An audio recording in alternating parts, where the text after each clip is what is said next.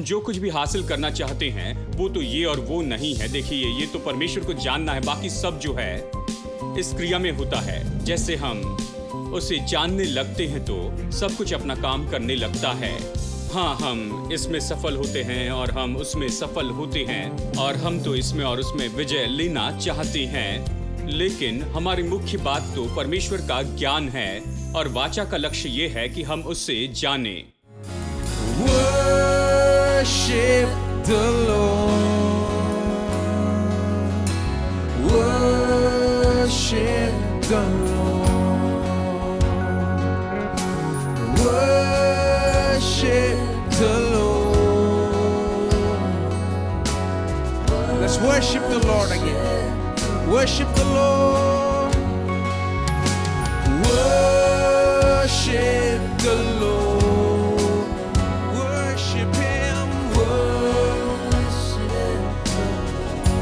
Worship Him, worship the Lord,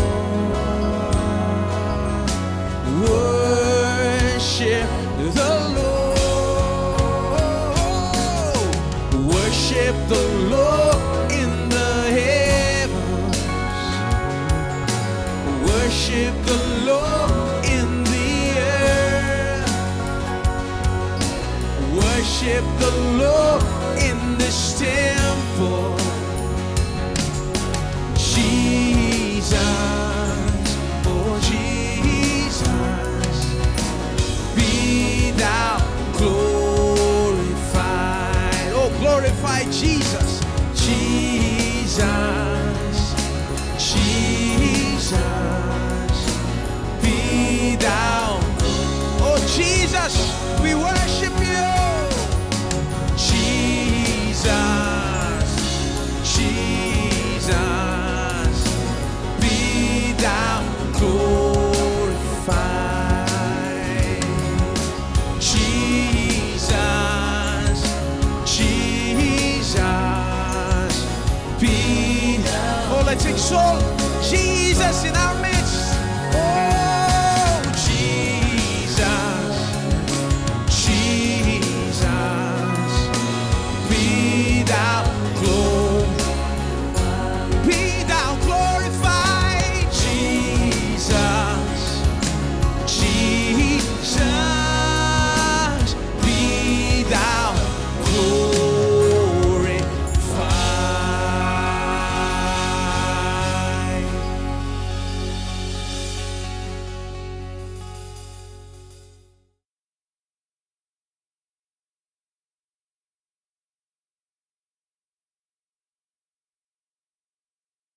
यिर्मयाह अध्याय 31 और चलिए वचन 34 को पढ़ते हैं। और तब उन्हें फिर एक दूसरे से यानी अपने भाइयों और बहनों से ये न कहना पड़ेगा कि यहोवा को जानो, क्योंकि यहोवा की ये वाणी है कि छोटे से लेकर बड़े तक सबके सब मेरा ज्ञान रखेंगे। पिछले कुछ हफ्तों से हम देख रहे हैं कि ये कैसे ये नई वाचा सच में जी जाती है। और आज मैं बताना चाहता हूं ये आखिरी महान सच्चाई कि इसमें कैसे जीते हैं। और इसलिए मैंने वचन 34 पढ़ा। ये कहता है कि नई वाचा के दिनों में कोई मनुष्य अपने पड़ोसी से ये नहीं कहेगा कि यहोवा को जानो, क्योंकि वो सब मुझे जानेंगे, छोटे से लेकर बड़े तक सब मुझे जानेंगे। यही तो नई वाचा में होने वाला है, ये यिर्मयाह कहता है। चलिए इस सारी बात को मैं इस तरह से शुरू करूं। मैंने एक प्रचारक के बारे में पढ़ा है जो अमेज़न के जंगल में काम कर रहे थे। उन लोगों के बीच में जो उस जगह पर रहते थे, उनका व्यापार था। वो एक सफल व्यापारी थे। परमेश्वर ने उन्हें सेवकाई के लिए बुलाया तो वो अपना व्यापार छोड़ दिए और वो गए उस मुश्किल जगह पर और वहां काम करने लगे। उन्होंने अद्भुत काम किया, बड़ी मेहनत से वहां काम किया, लेकिन बहुत कम परिणाम मिले। ऐसा कुछ भी वो हासिल नहीं कर पाए थे। उन्होंने अपना पैसा खर्च किया, वहीं पर रहे, अपने परिवार के साथ काम करने की कोशिश की, लेकिन अंत में पूरी तरह से निराश हुए। और एक रात जब वो सो रहे थे, ऐसे दिखाई दिया कि सब कुछ मानो खत्म हो गया। वो वहां पर रहना नहीं चाहते थे, तो उन्होंने अपनी पत्नी से कहा, आधी रात को उसे जगा कर कहा, यह काम नहीं कर रहा है, मुझे लगता है मैं व्यापार में वापस जाऊंगा, इस सेवकाई के बारे में भूल जाओ, प्रभु ने हमारी मदद नहीं की, परमेश्वर ने हम पर इसमें कृपा नहीं की है, इसलिए हम वापस जाएंगे अपने व्यापार में और परिवार की देखभाल मैं करूंगा। और अगले दिन जब वो सुबह जागे तो वो चाहते थे कि कुछ समय बिताएं, प्रार्थना करें वहां से निकलने के पहले ही, क्योंकि उन्होंने एक बहुत बड़ा निर्णय लिया था और उनकी प्रार्थना का ज्यादा समय तो केवल रोना था। वो प्रभु के सामने रोए और कहा, देख मैं अपना व्यापार छोड़कर यहां पर आया हूं, मैं अच्छा पैसा कमा रहा था, अच्छे से आराम से जी रहा था, मैं तेरे लिए काम करने आया, सब कुछ अच्छा किया, बड़ी मेहनत की, लेकिन फिर भी मुझे कोई परिणाम नहीं मिले, मुझे आशीष नहीं दी, तो मैं अभी निराश हो चुका हूं और इसलिए मैं छोड़ रहा हूं, जा रहा हूं। हालांकि मैंने ईमानदारी से काम किया, लेकिन इस परिश्रम में तूने मुझे आशीष नहीं दी है। और इस तरह से वो कुछ समय तक रोते रहे। अचानक उन्होंने महसूस किया कि परमेश्वर उनसे बात कर रहा है और उन्होंने सुना कि परमेश्वर ने क्या कहा। परमेश्वर ने कहा, देखो मैं तुमसे सबसे बड़ी बात चाहता हूं कि तुम्हारी मित्रता हो, तुम्हारी नजदीकी। मैं चाहता हूं कि मेरे साथ में हो, मैं चाहता हूं कि तुम मेरे मित्र हो जाओ, मेरे मित्र, मैं यही चाहता हूं। लेकिन तुमने कभी कोशिश नहीं की कि मेरे मित्र हो जाओ और मेरे साथ में समय बिताओ, मुझे जानना नहीं चाहा, कभी नहीं चाहा कि मुझे और जानो। हमेशा तुमने मेरे लिए कुछ करना चाहा, मेरे लिए कुछ हासिल करना चाहा, लेकिन मुख्य रूप में मैं तुमसे ये सारी बातें नहीं चाहता हूं। और देखो यहां पर क्या हुआ है, तुम निराश हो चुके हो और मेरे साथ तुम्हारा संबंध जो है वो बर्बाद हो गया है। तो अच्छा है कि तुम अपने व्यापार में चले जाओ, क्योंकि अच्छा होगा कि एक व्यापारी होकर मेरे साथ में अच्छे संबंध को बनाए, इसके बजाय कि प्रचारक हो और मेरे साथ में अच्छा संबंध न रखो। और इसके कारण वो जाग गए और वापस आए और वो कोशिश कर रहे थे कि इसके बारे में सोचे, और परिणाम स्वरूप उन्हें अपना जीवन बदलना पड़ा, जीवन का रवैया बदलना पड़ा। अब वो पूरी तरह से अलग जीने लगे। अब उनका मुख्य मकसद तो यही था, अब मकसद बदल चुका था। वो ऐसे मनुष्य थे जो परमेश्वर को खोजने लगे थे, जो प्रभु को जानना चाहते थे। परमेश्वर को जानना ही भी उसका मकसद हो गया और उससे पहला स्थान दिया। इस बात की चिंता नहीं की कि उन्होंने क्या किया और उन्होंने कितनी मेहनत की और ये सब। उन्होंने परमेश्वर को पहले रखा। बाइबल कहती है कि परमेश्वर के राज्य और उसकी धार्मिकता की खोज करो तो सब कुछ तुम्हें जोड़ दिया जाएगा। और फिर कुछ समय के बाद में उन्होंने देखा कि उनकी सेवकाई बहुत ही फलवंत हो गई। बहुत से लोग प्रभु के पास में आए और जो चर्च है वो उमड़ने लग गया था। उस जगह के लोगों के लिए बड़ी आशीष रहा, उन्हें बड़ा आनंद हुआ और उन्होंने महसूस किया कि वो लोगों के लिए बड़ी आशीष हैं। इस तरह से देखिए वहां पर यही तो हुआ था। सेवकाई का काम तो इस संबंध से बहा जो कि परमेश्वर के साथ उनका था, इसके बजाय कि वो कोशिश करे कि सेवकाई को सफल बनाने के लिए काम करे, उन्होंने केवल प्रभु को जानने में समय बिताया, जीवन का रवैया बदला, पहली बात को पहली जगह रखा और ये पाया कि वो जो कुछ कर रहे थे उसमें इसके कारण सफलता आई। तो ये बड़ा पाठ है। शायद ये प्रचारक की कहानी हो, और प्रचारक की कहानी मेरे लिए बड़ी अच्छी लगती है क्योंकि जब मैं पढ़ता हूं तो देखता हूं कि उसमें एक बड़ा पाठ है हम प्रचारकों के लिए। लेकिन मैं सोचता हूं ये सच है हम सामान्य लोगों के लिए, ले लोगों के लिए भी। कई बार हम दूसरी बातों को पहला स्थान देते हैं। मैंने एक भाई से पूछा, आप अभी चर्च में नहीं आ रहे? तो उन्होंने कहा, मुझे मेरा काम करना पड़ता है, मुझे अपना काम करना पड़ता है, मुझे ये और वो करना पड़ता है, परिवार की देखभाल करनी पड़ती है। अगर रविवार को काम करूं तो ज्यादा पैसा मिलेगा और मैं वही कर रहा हूं, उसी की देखभाल कर रहा हूं। फिर उन्होंने पाया कि मानो जीवन का मजा ही चला गया। जानते हैं, वो कोशिश कर रहे थे कि अपने जीवन की अच्छी देखभाल करे और आखिर में पाया कि संसार में जीना ही उनके लिए सबसे मुश्किल हो गया है। ये उनकी कोशिश तो सच में असफल हो गई थी।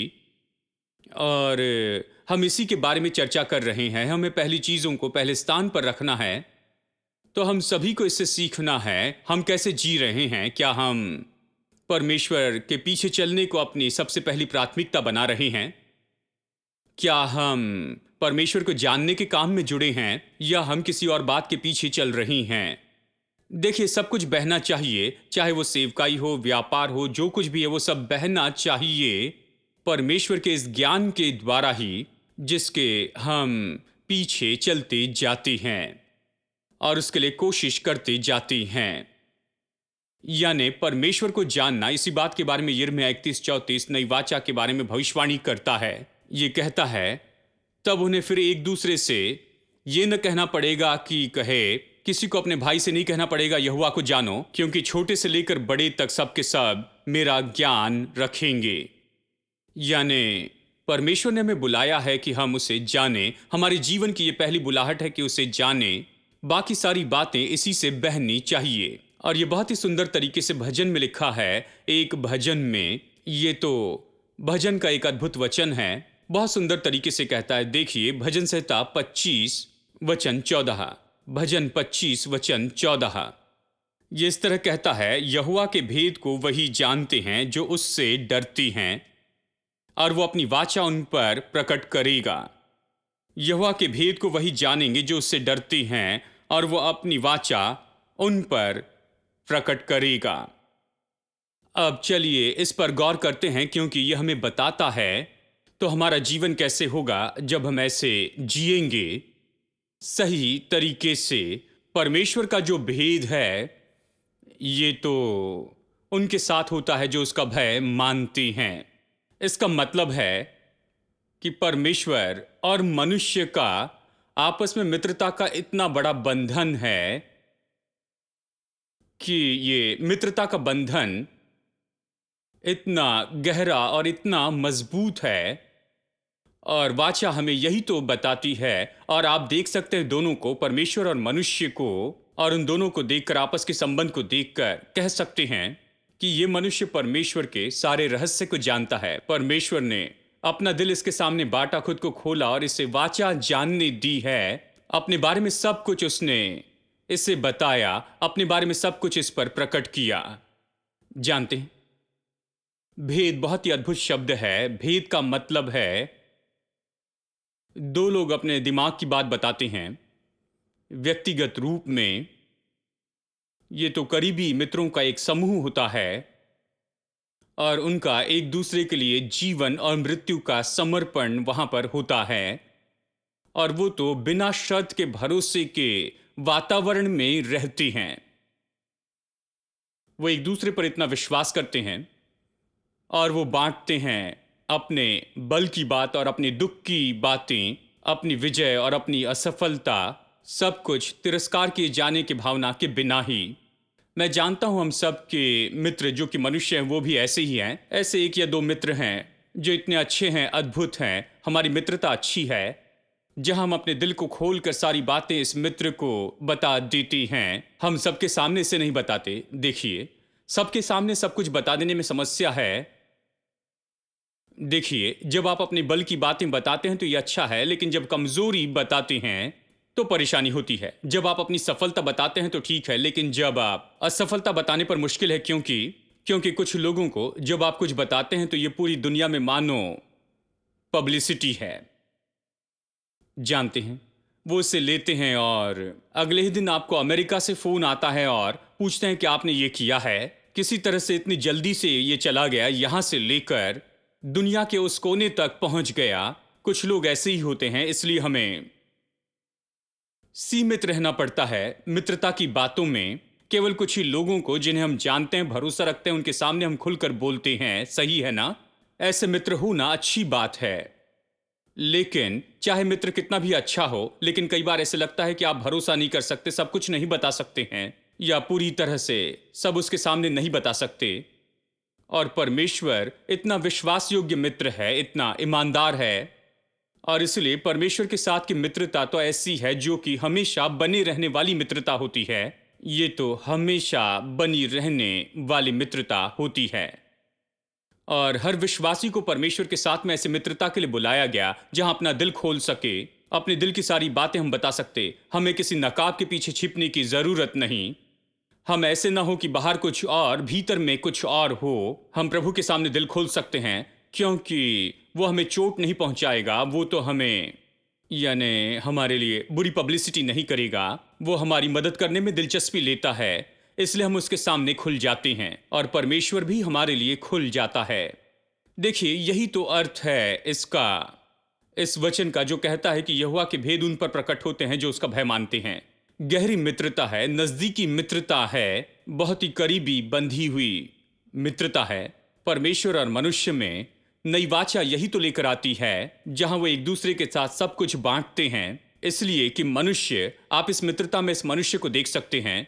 कहते वो प्रभु की भेद की बातें जानता है। संसार जो प्रभु के बारे में नहीं जानता, ये मनुष्य जानता है, क्योंकि इस मनुष्य पर परमेश्वर सब कुछ प्रकट करते जाता है। ठीक है, ये कहता है परमेश्वर का भेद उन पर प्रकट है जो उसका डर मानते हैं। यह अजीब सुनाई देता है, मतलब परमेश्वर उससे प्रेम करता है, उस पर सब कुछ प्रकट करता है, लेकिन ऐसा बताया गया कि यह व्यक्ति है जो उसका भय मानता है। अब आपको इस बात को समझना होगा, जब बाइबल कहती है कि परमेश्वर का भय मानना है, ये तो एक ऐसा वाक्य है जो बाइबल में अक्सर आता है कि परमेश्वर का भय मानते हैं। आपको इसे बाइबल के अनुसार समझना होगा। अगर स्वाभाविक में इसका अर्थ लगाएंगे तो निश्चय ही नकारात्मक ही होगा। परमेश्वर का भय, डर जो शब्द है कि डर जाए, कांपने लगे, किसी बात की दहशत में आ जाए। देखिए, हम ऐसे परमेश्वर के सामने कांपते और डरते हुए नहीं रहते हैं। इस तरह का ये भय नहीं है जो परमेश्वर हमसे चाहता है। ये सही नहीं है, नकारात्मक है। जब बाइबल कहती है कि परमेश्वर का भय प्रभु के भय के बारे में कहती, तो ये सच में कहती है। इसके लिए बेहतर अनुवाद होगा कि आदर रखें, या कुछ अनुवाद कहता है कि उसका सम्मान करें, दूसरा अनुवाद कहता है कि आदर दे, और इस तरह से। यानी ये तो सच में परमेश्वर का सम्मान करना है, परमेश्वर के लिए आदर रखना है, परमेश्वर का आदर करना है, और ये सब। और बाइबल का यही अर्थ है जब बाइबल कहती है कि परमेश्वर का भय माने। जो उसका भय मानते हैं, जो उसका भय मानते उसका आदर करते हैं, जो उसकी श्रद्धा में खड़े रहते हैं, जो उसके प्रति अधीनता में आते हैं, उसकी आज्ञा मानते हैं, और ये सब, यही तो बाइबल का अर्थ है जब वो इन लोगों के बारे में कहती है परमेश्वर का भय। ये तो सकारात्मक बात है, कोई नकारात्मक बात नहीं। अब पाप में डर, ये तो बिल्कुल अलग है। इसके बजाय कि परमेश्वर का आदर करे, उसका सम्मान करे और परमेश्वर को समर्पित होकर उसकी आज्ञा माने, ऐसे लोग हैं जो लोगों को देखते हैं, वो मनुष्य से डरते हैं, वो मनुष्य का भय रखते हैं, वो दुष्ट आत्माओं से डरते हैं, और ये सब, ये पाप में है। क्योंकि अब आप दूसरे व्यक्ति से परमेश्वर जैसे व्यवहार करते हैं, आप दूसरे व्यक्ति की ओर देखते हैं, उससे डरते हैं, उसका आदर करते हैं और उसका सम्मान करते हैं। परमेश्वर के जैसे आप उसका आदर करते हैं। जो परमेश्वर को देना है वो मनुष्य को दे रहे हैं या दुष्ट आत्मा को। अब बहुत से विश्वासी हैं जो ऐसा करते हैं, लेकिन वो नहीं जानते हैं कि वो दुष्ट आत्माओं का डर मान रहे हैं, और उनके कामों के बारे में वो कहते जाते हैं ये जादू टोना है, ये और वो। कुछ विश्वासी लोग तो इन बातों में इतने जुड़े हुए होते हैं, इन सब के बारे में बातें करते हैं। जब आप उनसे बातें करते हैं तो ऐसे दिखता है कि वो तो परमेश्वर से ज्यादा शैतान को सम्मान देते हैं। जैसे मेरे एक दोस्त किसी प्रचारक के घर में प्रार्थना के लिए गए, और जब वो उनसे मिलने के लिए वहां पर गए, उन्होंने कहा आइए प्रार्थना करते, और इस प्रचारक ने मेरे दोस्त से प्रार्थना करने के लिए कहा, और मेरे दोस्त ने बस आंखें बंद की और उन्होंने प्रार्थना की पिता परमेश्वर से, और घर को आशीष दी और उनके लोगों को आशीष दी, और उन पर आशीष की प्रार्थना की। और प्रार्थना खत्म होते ही उन्होंने कहा क्या पास्टर आपने कुछ नहीं देखा? और पूछा कि क्या देखा, तो कहा मैंने 2 दुष्ट आत्माएं देखी और आपने कुछ नहीं देखा। और ये प्रचारक मेरे जैसे, उन्होंने कहा कि जब भी आंखें बंद करते हैं तभी दुष्ट आत्माओं को मत देखते रहे। जानते हैं, जब भी आंखें बंद करते हैं परमेश्वर को देखिए। क्यों आप दुष्ट आत्मा को देखना चाहते हैं? जानते हैं, कुछ लोग जब आंखें बंद करते हैं और प्रार्थना करते हैं, दुष्ट आत्माओं को डांटते हैं, दुष्ट आत्माओं को भगाते हैं, हर समय ऐसे दिखता है कि वो दुष्ट आत्माओं के बारे में सचेत हैं। ये सच में गलत है। मेरा मतलब, हमें शैतान को आदर नहीं देना चाहिए। हम परमेश्वर का आदर करते हैं, प्रभु का सम्मान करते हैं, प्रभु का आदर करते हैं, उसकी आज्ञा मानते हैं, परमेश्वर के सामने आदर से खड़े होते हैं। हम दुष्ट आत्माओं के साथ में ऐसा नहीं करते हैं। हम उसका आदर नहीं करते, ये नहीं सोचते कि वो हमें नुकसान पहुंचाएगा, चोट पहुंचाएगा। हम कभी ऐसे शब्द नहीं कहते हैं, और हम उसका कोई आदर नहीं करते हैं, क्योंकि आदर तो परमेश्वर का है और सम्मान जो परमेश्वर का है। देखिए, तो पाप में भय होता है जब आप डरते हैं और आप आदर करते हैं दुष्ट आत्माओं का या मनुष्य का डर रखते। ये सही नहीं है। ठीक है, यानी परमेश्वर का भेद उन पर प्रकट है जो उसके डरवैये हैं, जो उसका आदर करते, सम्मान करते, जो उसकी आज्ञा मानते हैं। ठीक है, यानी ये तो तब होता है जब कोई व्यक्ति वाचा में जीता है और समझता है कि ये वाचा किस बारे में है। वाचा का जो दिल है वो तो ये है कि परमेश्वर के साथ में एक हो जाएं, और वाचा का लक्ष्य है कि उसे जाने। ये इसी तरह से है। वाचा का हृदय तो ये है कि हम उसके पास में निकट आते चले जाएं, और वाचा का लक्ष्य है कि परमेश्वर को जाने। परमेश्वर को जानना ये वाचा का लक्ष्य है। हम क्या हासिल करना चाहते हैं जानते हैं? हम जो कुछ भी हासिल करना चाहते हैं वो तो ये और वो नहीं है। देखिए, ये तो परमेश्वर को जानना है, बाकी सब जो है इस क्रिया में होता है। जैसे हम उसे जानने लगते हैं तो सब कुछ अपना काम करने लगता है। हाँ, हम इसमें सफल होते हैं और हम उसमें सफल होते हैं, और हम तो इसमें और उसमें विजय लेना चाहते हैं। लेकिन हमारी मुख्य बात तो परमेश्वर का ज्ञान है, और वाचा का लक्ष्य यह है कि हम उससे जानें। जैसे हमने पढ़ा यहाँ पर यिर्मयाह अध्याय 31 वचन 34 में। तो चलिए अब इसे देखते हैं, उसे जानने के बारे में। वो कहता है कि अभी नई वाचा में ऐसा होगा कि अपने पड़ोसी से ये नहीं कहना होगा कि तुम परमेश्वर को जानो, क्योंकि छोटे से लेकर बड़े तक सबके सब मुझे जानेंगे।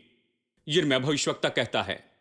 जानना ये तो बाइबल में बहुत ही दिलचस्प शब्द है। पुराने और नए नियम में, पुराने नियम में हिब्रू भाषा में और नए नियम में ग्रीक भाषा में, दोनों भाषा में जानना शब्द तो ऐसा शब्द है जिसे प्रचारक बहुत ज्यादा अध्ययन करते हैं। इसके बारे में अक्सर प्रचार होता है। उदाहरण के लिए, जानना शब्द हिब्रू में इसका अर्थ है ऐसा ज्ञान जो देखने से मिलता है, करीबी रूप में जानने से, और करीबी ज्ञान जो अनुभव से हासिल करते हैं, ज्ञानेंद्रियों द्वारा, यानी स्पर्श से, स्वाद से और देखने से।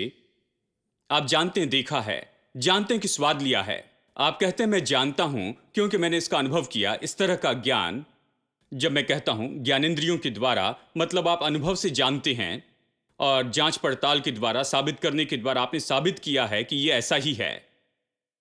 आपने जाना है इसके द्वारा, इसे जांचने के द्वारा कि यह इसी तरह से है, और इस बात के बारे में सोचने से, ध्यान देने से। दूसरे शब्दों में, ये तो आपका खुद का अनुभव है, ये फर्स्ट हैंड ज्ञान है, और इसका उल्टा तो सेकंड हैंड ज्ञान है। सेकंड हैंड ज्ञान क्या है? आप किसी के बारे में कुछ जानते हैं क्योंकि और किसी ने आपको इसके बारे में बताया, ठीक है, ये सेकंड हैंड ज्ञान है।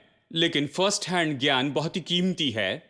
फर्स्ट हैंड ज्ञान बहुत ही कीमती है क्योंकि ये ऐसा ज्ञान है जहां पर इस व्यक्ति ने व्यक्तिगत रूप में देखा है, छुआ, अनुभव किया और महसूस किया है, और जानता है कि यही तो सच्चाई है। यानी बाइबल जब पुराने नियम में ये शब्द कहती है जानना या परमेश्वर को जानना, तो ये कहती है फर्स्ट हैंड ज्ञान के बारे में। तो ये व्यक्ति सच में व्यक्तिगत अनुभव करता है कि सच्चाई क्या है, और जानता है सच्चाई क्या है। कहीं आप गवाही देते हैं तो देखिए फर्स्ट हैंड ज्ञान कितना महत्वपूर्ण है। ये थियोलॉजी, जब आप कहते हैं कि हाँ ये और वो मैं जानता हूं, और आप बहस करते हैं बाइबल के वचन के आधार पर, बस 1 मिनट में ही वो आपको निकाल देंगे। जानते हैं, संसार में जो लोग हैं, अगर आप जाकर लोगों को गवाही देना चाहेंगे और परमेश्वर के बारे में और परमेश्वर के अस्तित्व के बारे में आप जो भी बहस करेंगे, शायद आप फिलॉसफी जानते हो, थियोलॉजी जानते हो, अगर बहस करेंगे तो उन्हें खो देंगे क्योंकि 1 मिनट में आपको निकालेंगे। लेकिन अगर आप फर्स्ट हैंड ज्ञान के दृष्टिकोण से उनसे बातें करते जाएंगे, अगर आप कहे कि मैंने स्वाद लेकर देखा है कि परमेश्वर भला है, मैं बीमार था, मैं मरने पर था और मैंने चंगाई पाई, मैं इस दशा में था और मैं इसमें से होकर जा रहा था, लेकिन परमेश्वर ने मुझे बदल दिया। मुझे देखिए, पहले मैं ऐसे था लेकिन आज मैं ऐसा हूं।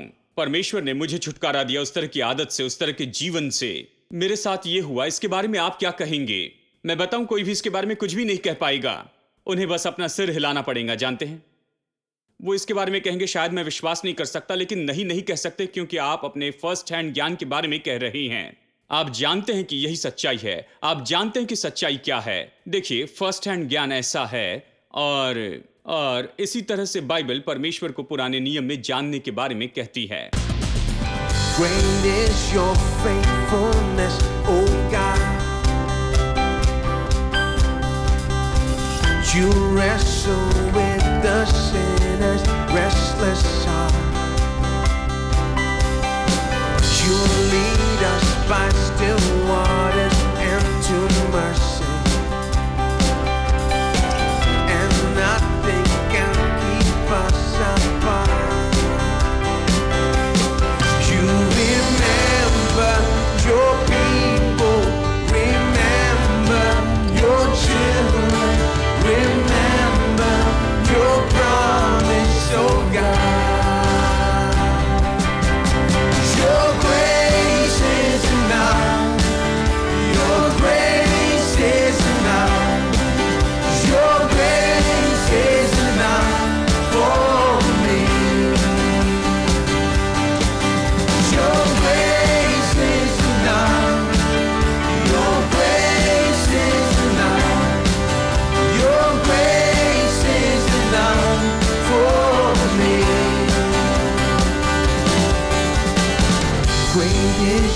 love and justice